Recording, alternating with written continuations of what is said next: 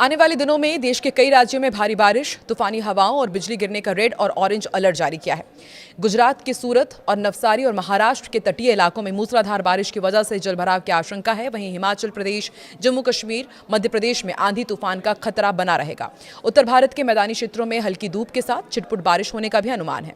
तो आइए इस वीडियो में जानते हैं देश के अलग अलग हिस्सों में मौसम का हाल क्या है और आने वाले दिनों के लिए मौसम विभाग की तरफ से क्या अलर्ट जारी किया गया है। नमस्कार, मैं हूं आकांक्षा और आप देख रहे हैं न्यूज़ 18 का डिजिटल प्लेटफॉर्म।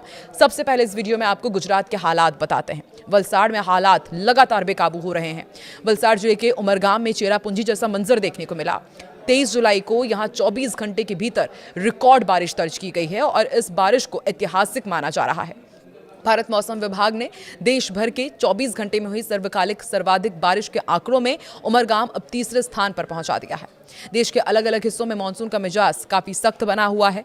भारतीय मौसम विभाग की ओर से जारी ताजा चेतावनियों के अनुसार आने वाले दिनों में कई राज्यों में भारी बारिश, तेज आंधी तूफान और बिजली की घटनाओं से प्रभावित रहेगा।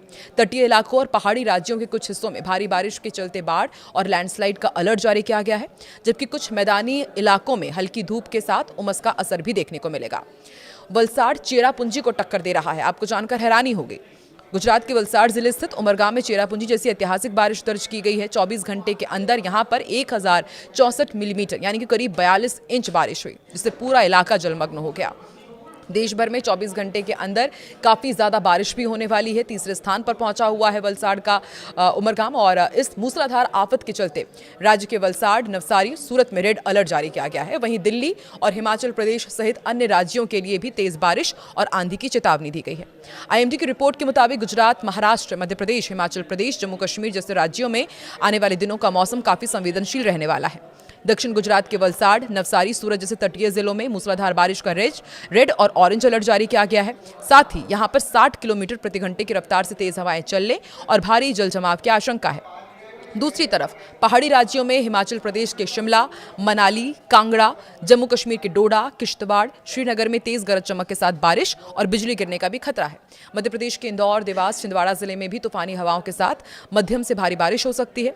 उत्तर भारत के मैदानी इलाके जैसे कि दिल्ली, पंजाब में धूप और बादलों की आवाजाही के साथ हल्की बारिश की संभावना बनी रहेगी।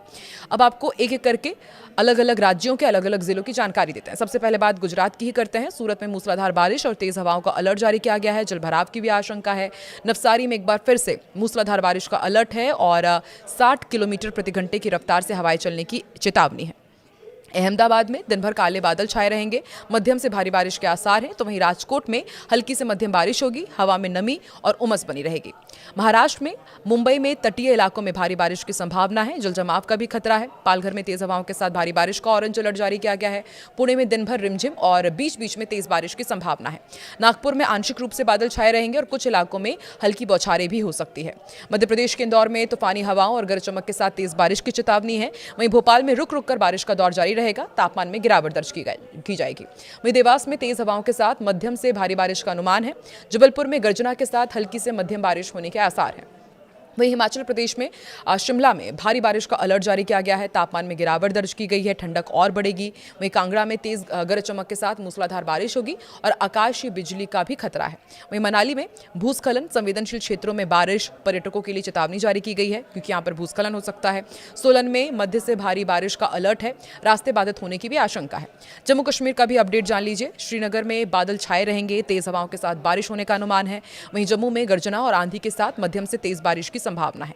अनंतनाग में पहाड़ी इलाकों में हल्की से मध्यम बारिश हो सकती है। ठंडी हवाएं यहां पर चलेंगी। वहीं डोडा में भारी बारिश की चेतावनी जारी की गई है। नदी नालों के पास ना जाने की सलाह दी गई है। छत्तीसगढ़ का अपडेट है कि कोरिया में तूफानी बारिश का ऑरेंज अलर्ट है। तेज हवाएं चलने का अनुमान है। रायपुर में बादलों की आवाजाही के बीच हल्की से मध्यम बारिश की संभावना है। वहीं बिलासपुर में दिन भर बादल छाए रहेंगे और कुछ स्थानों पर हल्की बौछारें भी होंगी। दुर्ग में उमस के साथ हल्की बारिश या फिर गरज चमक की स्थिति बनेगी। असम के डिब्रूगढ़ में भारी बारिश और तेज तूफानी हवाओं का अलर्ट जारी किया गया है। वहीं जोरहाट में मध्यम से भारी बारिश की संभावना है। मौसम नम रहेगा। वहीं तिनसुकिया में झमाझम बारिश और गरज चमक के साथ बादल छाए रहेंगे। गुवाहाटी का अपडेट आपको दे दे। हल्की धूप के बाद बादलों की आवाजाही और हल्की बौछारें यहां पर देखने को मिलेंगी। राजस्थान के उदयपुर में बादलों की घटा के साथ मध्यम बारिश का दौर देखने को मिलेगा। वहीं जयपुर में आंशिक धूप रहेगी, बादलों की आवाजाही देखने को मिलेगी और हल्की बौछारों की संभावना है। वहीं कोटा में दिन भर नमी रहेगी, गर्जना के साथ हल्की बारिश हो सकती है। जोधपुर में तेज धूप खिलने से तापमान बढ़ेगा। मौसम काफी शुष्क रहेगा। वहीं उत्तर प्रदेश के वाराणसी में बादलों का डेरा देखने को मिलेगा, हल्की बारिश हो सकती है और बूंदाबांदी भी संभव है। उत्तर प्रदेश का भी अपडेट आपको देते हैं। लखनऊ में आंशिक रूप से धूप खिलेगी, उमस भरी गर्मी का असर देखने को मिलेगा। वहीं नोएडा में धूप छांव के बीच हल्की बौछार पड़ने के आसार हैं। कानपुर में दिन भर उमस बनी रहेगी, शाम तक हल्की बारिश की उम्मीद है।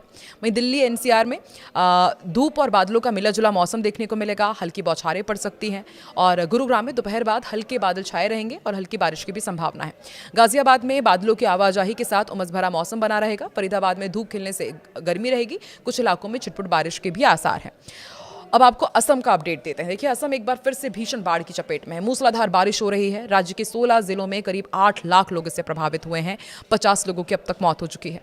एनडीआरएफ, एसडीआरएफ, सेना और वायुसेना राहत और बचाव अभियान में जुटे हुए हैं। लेकिन सवाल वही है जो हर साल मानसून के साथ उठता है कि आखिर असम में बाढ़ इतनी विनाशकारी क्यों होती है? क्या इसकी वजह सिर्फ बारिश है या फिर इसके पीछे ब्रह्मपुत्र नदी की बनावट, जलवायु परिवर्तन और चीन की गतिविधियां भी जिम्मेदार हैं? समझाते हैं आपको। देखिए, असम की जो बाढ़ की कहानी है वो ब्रह्मपुत्र नदी से शुरू होती है। तिब्बत में ग्यारलुंग तंगसांगपो के नाम से निकलने वाली ये नदी अरुणाचल प्रदेश में सियांग बन जाती है और फिर असम से होकर बांग्लादेश में एंट्री लेती है। रास्ते में इसमें सुबनसिरी, मानस, जिया भराली, धानसिरी और कोपली समेत 50 से ज्यादा बड़ी सहायक नदियां मिलती है। यही वजह है कि मानसून के दौरान इसमें अचानक बड़ी मात्रा में पानी आ जाता है।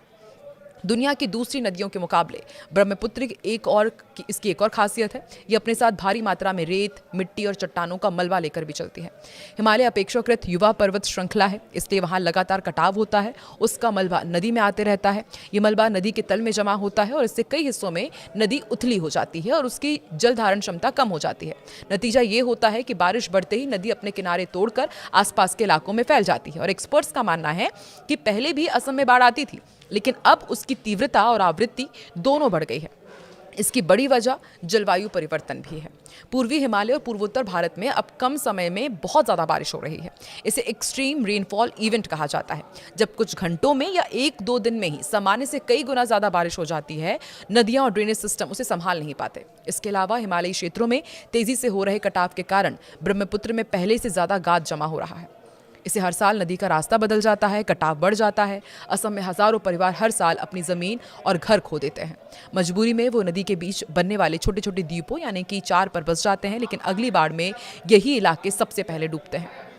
इंसानी दखल भी बहुत बड़ी वजह बनता है। विशेषज्ञ इसे सिर्फ प्रकृति को जिम्मेदार नहीं बताते। उनका ये भी कहना है कि इंसानी गतिविधियों ने भी बाढ़ की समस्या को और गंभीर बना दिया है। राज्य में बड़ी संख्या में वेटलैंड्स पर कब्जा हुआ है। जंगलों की कटाई से बारिश का पानी तेजी से नदियों में पहुंच जाता है। कई पुराने तटबंध अब कमजोर पड़ चुके हैं। दूसरी तरफ ब्रह्मपुत्र लगातार अपना रास्ता बदलती रही है। ऐसे में सिर्फ तटबंध बनाकर बाढ़ को हमेशा के लिए रोकना संभव नहीं है। यही वजह है कि विशेषज्ञ नदी बेसिन प्रबंधन, वेटलैंड संरक्षण और वैज्ञानिक बाढ़ प्रबंधन पर भी ज्यादा जोर दे रहे हैं। तो असम में बाढ़ कोई नई बात नहीं है, लेकिन कुछ साल ऐसे रहे हैं जिन्हें आज भी सबसे भीषण आपदाओं में गिना जाता है। एक बार नहीं, 2 बार नहीं, कई बार असम इसी तरह से काफ़ी ज़्यादा भीषण बाढ़ से प्रभावित हुआ है। 2019 में तो 52 लाख लोग प्रभावित हुए थे। 2022 में 32 जिलों में 56 लाख से ज़्यादा लोगों को प्रभावित किया था। 190 से ज़्यादा लोगों की जान चली गई थी। कई शहरों में बाढ़ देखने को मिली थी और 2026 में एक बार फिर से राज्य गंभीर संकट से गुजर रहा है। मौतों का आंकड़ा 50 तक जा पहुंचा है। राहत एजेंसियों का कहना है कि हालात अभी और भी बिगड़ सकते हैं।